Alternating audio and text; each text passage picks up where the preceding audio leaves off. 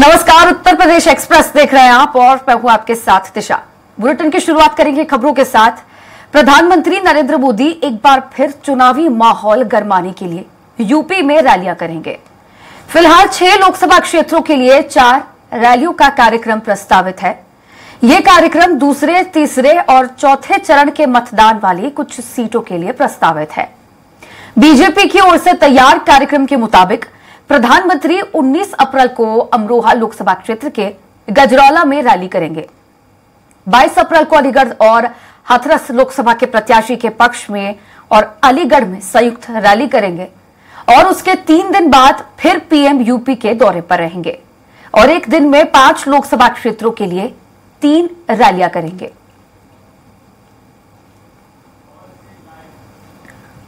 अब इस खबर पर ज्यादा चर्चा करने के लिए मेरे साथ लाइव जुड़ गए हैं संवाददाता पवन सिंह। पवन, लगातार प्रधानमंत्री नरेंद्र मोदी के लोकसभा चुनाव से पहले उत्तर प्रदेश में ताबड़तोड़ चुनावी दौरे जारी हैं। एक बार फिर से प्रधानमंत्री नरेंद्र मोदी आएंगे चुनावी माहौल गरमाने के लिए, क्या अपडेट? जी त्रिषा, देखिए उत्तर प्रदेश बड़ा प्रदेश है, यहाँ 80 लोकसभा सीट है, जिसको लेके प्रधानमंत्री या अन्य जो भी बड़ी पार्टियां हैं वो उत्तर प्रदेश में पूरी तरह से निगाह लगाती हैं। उत्तर प्रदेश ऐसा प्रदेश है जहां से आज तक 70% प्रधानमंत्री उत्तर प्रदेश के ही बने हैं। इससे जो 80 लोकसभा सीटें, इस पे सबसे बड़ा फोकस होता है सभी बड़ी पार्टियों का। उसी कड़ी में प्रधानमंत्री का जो इस बार का 400 पार का नारा है उसको चरितार्थ करने के लिए लगातार उत्तर प्रदेश में वो रैलियां कर रहे हैं और अपने आप को बनाए हुए हैं। इसके अलावा उत्तर प्रदेश के मुख्यमंत्री योगी आदित्यनाथ भी लखनऊ और अन्य जितने भी प्रदेश के जो क्षेत्र हैं उन सभी क्षेत्रों में लगातार रैली कर रहे हैं, जिससे कि जो भी कार्यकर्ता हैं, जो उनके मतदाता हैं, उनको अपनी बात रख सकें हैं, उत्तर प्रदेश सरकार और केंद्र सरकार की जो नीतियां हैं, रीतियां हैं, उनको बता सकें। इसी कड़ी में प्रधानमंत्री की 6 लोकसभा सीटों में करीब 4 दिन की रैली प्रस्तावित है, जिसको लेकर के 19 से और 26 तक प्रधानमंत्री उत्तर प्रदेश के दौरे पर रहेंगे और अंतिम दिन बरेली में वो छत्रपाल गंगवार के लिए रोड शो करेंगे। प्रधानमंत्री लगातार उत्तर प्रदेश पे इसलिए हमेशा बने रहते हैं कि उत्तर प्रदेश की जो 80 लोकसभा सीटें हैं उस पर पूरी तरह से फोकस किया जा सके और यहाँ की जो मतदाता हैं, जो लोग हैं, उनको पूरी तरह से मोटिवेट किया जा सके। अभी जो उत्तर प्रदेश के जो अयोध्या में राम मंदिर की प्राण प्रतिष्ठा हुई, उसको लेकर जो माहौल पूरे देश में बना था, उसको लेकर के प्रधानमंत्री ने जिस तरह का माहौल बनाया था कि भारतीय जनता पार्टी को पूरी ज्यादा से ज्यादा सीटें हासिल हो सकें। लेकिन अभी जो स्थितियां हैं उस स्थिति को संभालने के लिए पश्चिम में जो क्षत्रिय बिरादरी के लोग हैं, कुछ लोग नाराजगी दिखा रहे थे। जो स्थितियां बन रही थी उसको लेके मुख्यमंत्री योगी आदित्यनाथ ने भी कई रैली की है और उसी कड़ी में प्रधानमंत्री भी 4 दिन के लिए करीब 6 लोकसभा क्षेत्रों के लिए रैली करेंगे। त्रिषा जी बिल्कुल पवन, लगातार चुनावी दौरे जारी है, चाहे प्रधानमंत्री नरेंद्र मोदी की बात कर ले या फिर मुख्यमंत्री योगी आदित्यनाथ की बात कर ले। अभी एक बार फिर से प्रधानमंत्री नरेंद्र मोदी उत्तर प्रदेश पहुंचने वाले हैं और भारतीय जनता पार्टी लगातार ये दावा भी कर रही है कि इस बार के लोकसभा चुनाव में 80 के 80 लोकसभा सीटें जीतेंगे। तो क्या लगता है इन चुनावी दौरों के जरिए प्रधानमंत्री जो दमखम लगा रहे हैं भारतीय जनता पार्टी के लिए, इससे उत्तर प्रदेश के राष्ट्रीय नेतृत्व को कितनी मजबूती मिलती नजर आ रही है? देखिए त्रिषा, इससे पहले भी भारतीय जनता पार्टी कभी भी कोई चुनाव होता है उसके बाद तुरंत से दूसरे चुनाव की तैयारी शुरू कर देती है।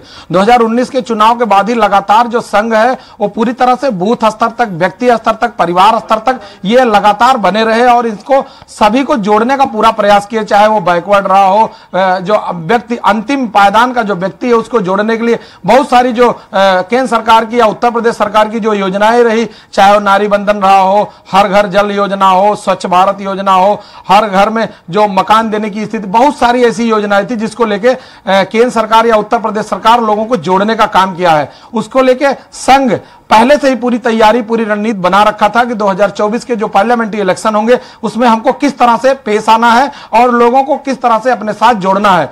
इसके लिए वो लगातार रणनीति बनाकर और लोगों तक जुड़ने का प्रयास किए थे। आज शीर्ष नेतृत्व उसको फिनिश करने में, उसको खाली चरितार्थ करने में, उसकी अपनी बात को रखने के लिए लगातार बने हुए हैं। इसके लिए उत्तर प्रदेश के मुख्यमंत्री योगी आदित्यनाथ लगातार प्रदेश के अन्य जिलों में हर बार कम से कम 2 से 3 महीने में एक बार उनका कार्यक्रम लगता रहा है, जिससे कि वो लोगों के बीच में रहे, लोगों की बातों को समझा, अगर कुछ कमियां हैं तो उसको दूर करने का पूरा प्रयास किया है। और वही प्रधानमंत्री भी उत्तर प्रदेश में लगातार फोकस किए रहे। 2014 के बाद से, जब से नरेंद्र मोदी उत्तर प्रदेश से सांसद बने थे, उनका फोकस पूरे देश में था, लेकिन उत्तर प्रदेश में खास तौर से था। वो चाहे वाराणसी हो, अयोध्या हो, अन्य प्रदेश के जो बहुत सारे क्षेत्र हैं, उन सभी क्षेत्रों पे इनका ध्यान रहा और उत्तर प्रदेश की 80 लोकसभा सीटों को किस तरह से जो है फतेह किया जाए, उसके लिए पूरी तरह से रणनीति तैयार करने में पूरी तरह से सफल रहे।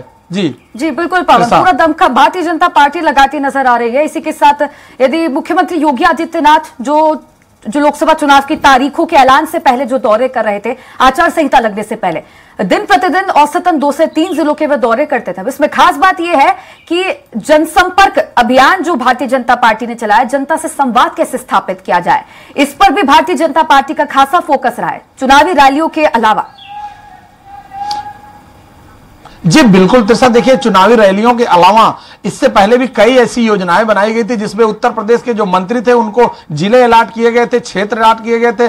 यहाँ के जो सांसद थे, जो विधायक थे और संगठन के जो भी कार्यकर्ता रहे, जो भी इनके नेता रहे, इन सबको मीटिंग करके एक एजेंडा दिया जाता था कि आपको किस लोकसभा क्षेत्र में, किस विधानसभा क्षेत्र में और किस बूथ स्तर तक जाना है। सभी को कोई न कोई एजेंडा देके जमीनी स्तर तक उतारा गया था, जिससे लोगों को जोड़ा जा सके।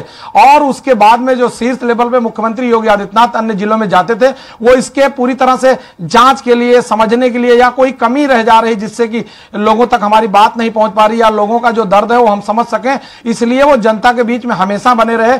ऐसा नहीं कि आज चुनाव आया है तो ये जनता के बीच में गए हैं। 2017 के बाद से, जब से उत्तर प्रदेश में सरकार बनी है, उसके बाद से लगातार जनता के बीच में जाना, उनकी बातों को समझना और अगर कोई कमियां रही है तो उसको दूर करने का पूरा प्रयास किया गया है। जी बिल्कुल पवन, तो भारतीय जनता पार्टी पुरजोर कोशिश कर रही है लोकसभा चुनाव फतेह करने के लिए, दावा कर रही है 80 की 80 लोकसभा सीटें जीतने के लिए। अभी देखने वाली बात होगी परिणाम किसके पक्ष में होते हैं। शुक्रिया जुड़ने के लिए और तमाम जानकारी साझा करने के लिए।